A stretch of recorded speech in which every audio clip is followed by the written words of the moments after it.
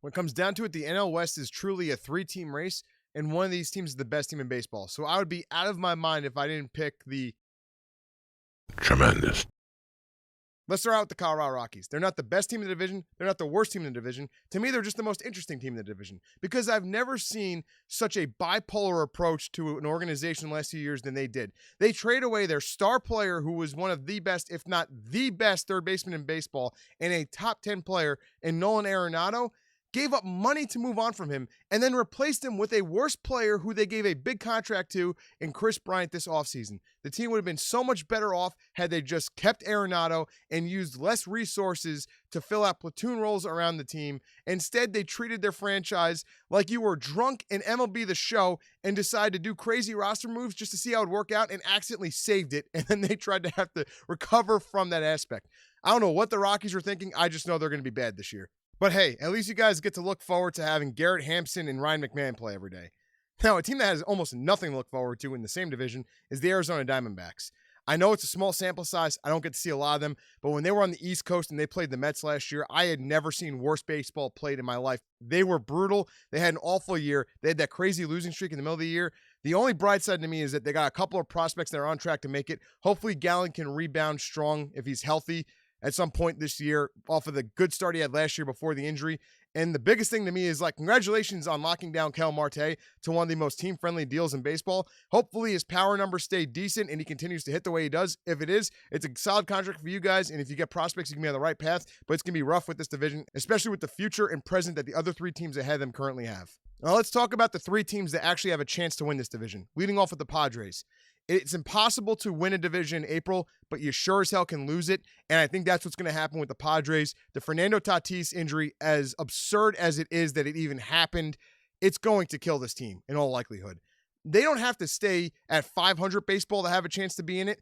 They need to be at around a 60 to 65 winning percentage to keep pace with the Giants and the Dodgers to stay in this division. The only chance, and the only reason why I say it's not a done deal that they are finished already, is because they have 8 good starters. Not great. They don't have tremendous talent. They don't have Cy Young talent at this stage in their careers at those spots, but they have 8 average to above average guys that's going to allow all of them to stay healthy. They have the safety net in case 1 or 2 of those guys get hurt.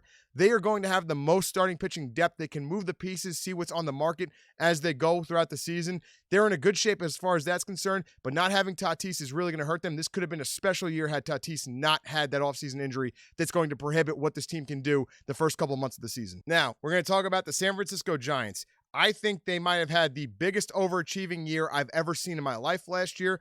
They had a bunch of veterans that were looking like they were on the way out the door coming into last season, and out of nowhere, they all popped off for career years. Crazy power numbers. They had great pitching. Their bullpen somehow held it together. I don't think they're going to be as good as last year, even though the team is more talented this year based off of the offseason that they had. They're going to pitch well. They're going to limit teams in runs. They're going to play good defense. I don't think they're going to replicate the offense from last year, but they're going to have a good enough offense to win a lot of games.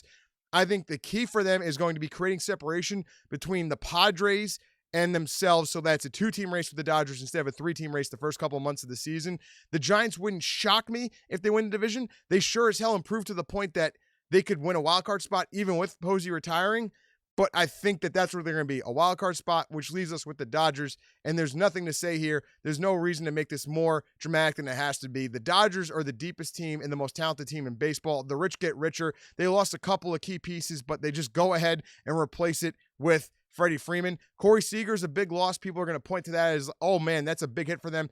Honest to God, I mean, Corey Seager was barely healthy the last 2 years. When he played well, but the Dodgers have so much depth there that they can afford to play Cody Bellinger and hope that he returns to form like he did in the playoffs in his MVP season a few years ago and have him bat 8 or 9 until that happens. They have crazy lineup depth. They have a lot of starting pitching depth.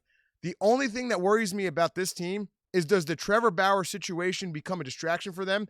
And does he prohibit them from adding to the team at the deadline? Because you know they're aggressive. You know they don't care about spending money, but there's only so much you can do. Everyone's got a ceiling on what they can afford to spend. I think the Dodgers are there. Bauer is going to get paid, whether it's by Major League Baseball or by the Dodgers. He's going to get paid. He's likely going to be on their payroll. He's going to play. We'll see how good he does. But if he is getting paid and he's not performing, it is going to be a massive deal that the Dodgers can't move on from. And that might be the only reason why they don't completely run away with this division. I see the Dodgers winning it. I see the Giants winning enough games that they can get a wild card spot. And we'll see what happens with the Padres. If they can stay above water long enough, they might be able to come in there and sneak in and steal the second spot from the Giants. But as far as I'm concerned, I think this is a one-team division out of a three-team race as far as winning it goes. Dodgers are going to lock it down. We'll see what happens with the way the playoff structuring goes. We'll review that in a future video. But guys, that's going to do it for this one. If you enjoyed the video, please do me a huge favor. Hit the like button. Also hit the subscribe button if this is your content that you enjoy, because we're doing it frequently here. Next video, we're going to be breaking down the AL West, which is just as interesting as this one. Everyone have a great day. See you in the next one.